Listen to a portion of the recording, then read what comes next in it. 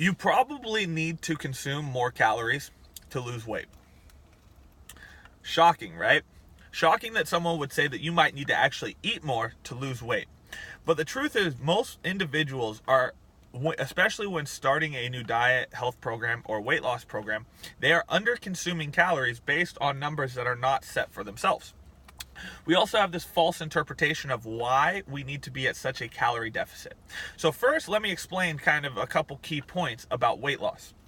First, average weight loss is about 2 pounds per week. 2 pounds per week is average and moderate, or average and usual weight loss per week. Now, this may scale or adjust based on the weight of the individual. What that means is, if a heavier individual, someone that maybe is like 350 pounds, they're going to be losing about 1 to 2% of body weight per week.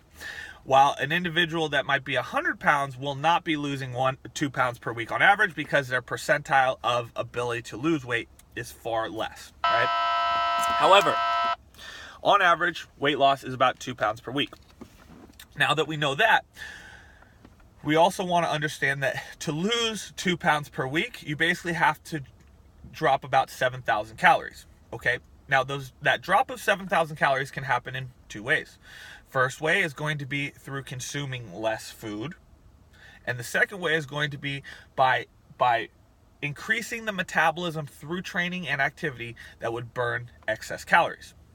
Now, we know the 2 ways that we can decrease our calories. And we know the average of weight loss per week.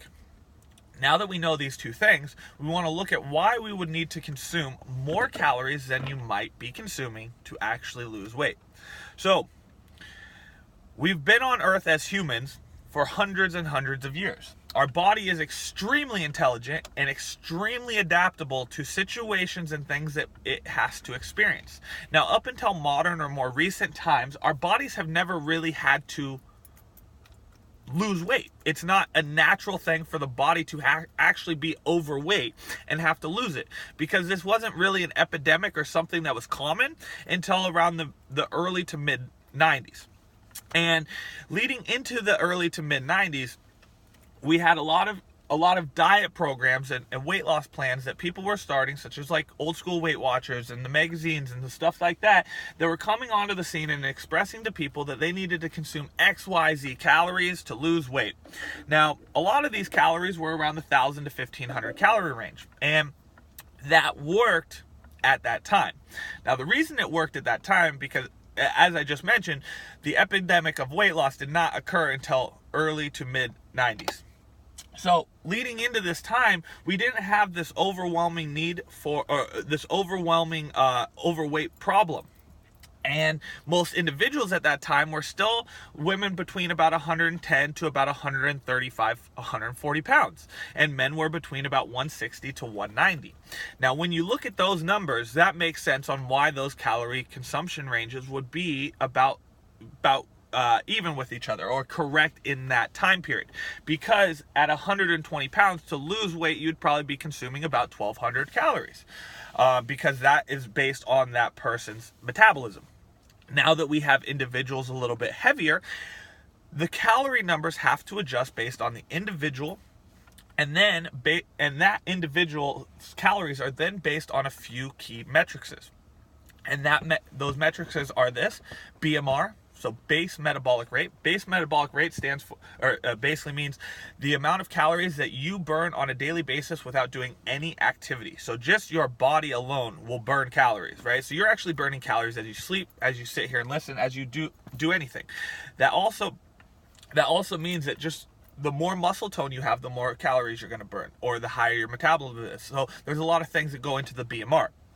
Then there's NEAT. So NEAT, N-E-A-T. NEAT stands for non-exercise activity thermogenesis.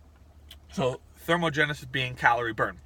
NEAT basically applies to any activity or thing that you're doing on a daily basis or a minute or second basis that burns calories through non-exercise activity. Non-exercise activity is as simple as me doing this with my fingers, or fidgeting, or moving my feet as I sit at a desk. Non-exercise activity thermogenesis is walking from my car to my office or anything that I do on a daily basis that is not specifically workout and training. From there, we have EAT, so exercise activity thermogenesis. So that's when I go to the gym, I go for a run, I do some cardio, I do some weightlifting, I do some push-ups, right? That's activity thermogenesis. And then we have EAT, EAT. We then have food thermogenesis. So the digestion of food actually increases thermogenesis and metabolism. Now, if I do not consume enough calories for my body, I'm going to have two things occur. One, it's going to start to mess with my thyroid and my metabolism. So both of those are going to be affected based on too few of calories. So if you've ever heard someone say, I have a thyroid issue or I have a slow metabolism, those two things occur because someone has either dieted too much, where they're fluctuating from diet to non-diet and has fucked up their metabolism and the thyroid, or it's happened because someone has underconsumed calories for too long to where their thyroid or metabolism has had to slow down or crash to adapt to that. Now, as I mentioned at the beginning of this video, the human body is very, very smart, and it will adapt to thrive and survive. So if I am an overweight or heavier individual and my thyroid has been shot, that is my body's way of, or my metabolism has also been shot. That is the body's way of saying, I am trying to survive and I don't know what the hell is going on here, so I'm going to figure out a way to survive with what's going on. Now, I'm going to use another analogy here so it makes the most sense. The body is like, it's not like an iPhone, but I'm going to use my iPhone for the example here. You have your iPhone, or you have a smartphone or some form or fashion. Now, on my iPhone, I have a mode called battery saver mode. And at any point in time after I unplug my phone, I can turn battery saver mode on. Most often than not, people don't pull this on until the 10 to 20% when they have to actually keep their phone from dying. Well, you can also turn it on at any time, especially if you're draining your battery or you want to prolong it. Then you have regular battery mode. And these two look very similar, but they're quite different in what they actually are doing. Regular battery mode lets all features go on. The screen is as bright as it can be. The flashlight will be optimal. The flash will happen with your camera. But as soon as you turn battery saver mode on, the battery or the phone itself converts itself to being more efficient and effective with surviving and lasting longer with what juice it has left. So the camera light might not flash. The screen might dull down. The app refresh and background refresh of my apps will not happen. So things will get shut down. So imagine the same thing with your body. Your body has regular battery mode, and when I say regular battery mode, that means consuming enough calories to survive, thrive, and achieve either goal of weight loss or weight gain or maintenance. And then you have battery saver mode when you're under consuming calories and your body has to adapt, thrive, and survive by trying to tone down features that the body has to assume that it will survive, okay? So now that we have those two things going on, now we want to look at how we are needing to eat to make sure that we consume enough to actually thrive, survive, as well as allow the body to feel safe and secure to lose weight.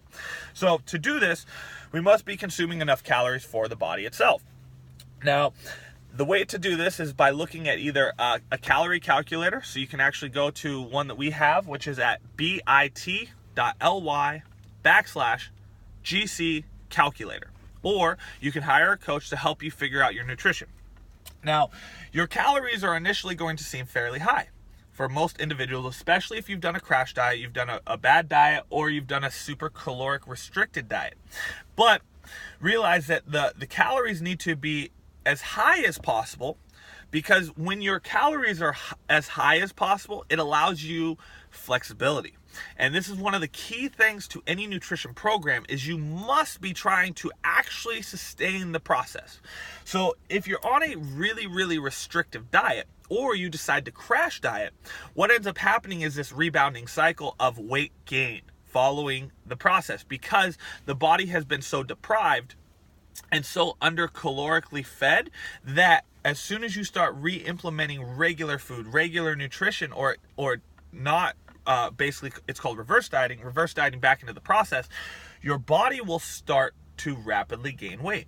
And that's when the metabolism and thyroid start to get fucked up, because they're firing and being wired together in a way that was not as neutral or natural for the body. So the body is just going haywire. So here's what we need to realize.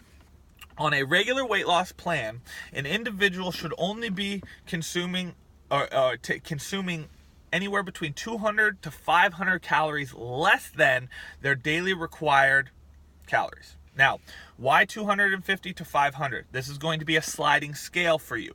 So if you're over 200 pounds, an individual can realistically drop about 500 calories per day and survive, because you have enough excess body weight storage and the body has enough calories to maintain the other functions. If you're under 200 pounds, or more like about 180 pounds or less, you want to be consuming about 250 calories or less. Okay?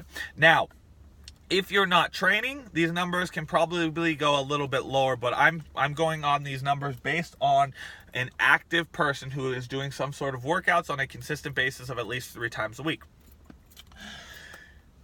The calories can go about 250 less for a 185 pound individual or below, and 500 calories or less for anybody that's over about 200. Now, as I mentioned at the beginning of this video, you can realistically lose about 2 pounds per week. So here's how we do that. We do that by consuming 250 to 500 calories less per day. You do that on a daily basis for 7 days. Now, if your 500 calories per day dropped in a deficit, you're losing, or you're not consuming 3,500 calories. That 3,500 calorie chunk is 1 pound. So for every 3,500 calories, basically it's 1 pound. Now, when you're at 250 calories, you're going to be at about half a pound in that inside of 7 days. We make that other pound up by our activity thermogenesis and our non-activity thermogenesis. So what we do on a daily basis inside of our training and our workouts, as well as outside of the gym, inside of our daily activity in life. So moving around. Now, feeding off of that, you might notice that when you are in an undercaloric state, trying to lose weight, your non-exercise activity thermogenesis actually decreases. So we want to be having enough calories to where on a daily basis we do not feel like we are fatigued, tired, or sluggish. A good sign of that is if you're still fidgeting, moving around, or have a lot of energy, you're on the right track. If you feel like you are energy drained, sluggish, tired, or you realize that you fidget less. So a good way to notice this is like I fidget a lot with my hands and my feet. If those things start to stop, that means I probably am not having enough energy for my body to want to do those things that normally they would do. So we now know that the body needs to have enough calories to maintain and feel secure. Once it feels secure, all functions of the body will happen, and then weight loss will occur.